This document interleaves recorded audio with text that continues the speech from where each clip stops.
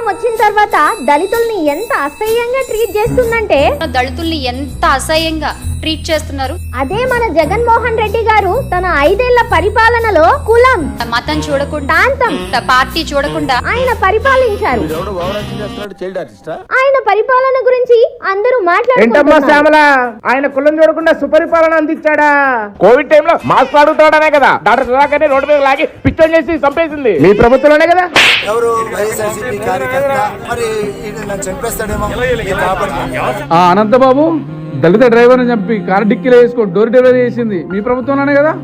పోలీసుల విచారణలో ఎమ్మెల్సీ అనంతబాబు చెప్పినవన్నీ అబద్ధాలేనని తెలుస్తోంది. అక్కని ఏడిపిస్తున్నారని అడిగినందుకే కదా అమర్నాథ్ గౌడ్ ను పెట్రోల్ పోసి తగలబెట్టి చెప్పింది మీ ప్రభుత్వం కాదా? ఏడిపిస్తున్నారని చెప్పి నా తమ్ముడు వెళ్ళి ప్రశ్నించినందుకు వాణ్ణి పెట్రోల్ పోసి తగలేసుకోవడం, మళ్ళీ చేతులు కాళ్ళు కట్టేసి మీ కుల రాజకీయాల కోసం, మతాల మధ్య చిచ్చు పెట్టే రాజకీయాల కోసం మా దళితుల్ని కించపరిచి మాట్లాడితే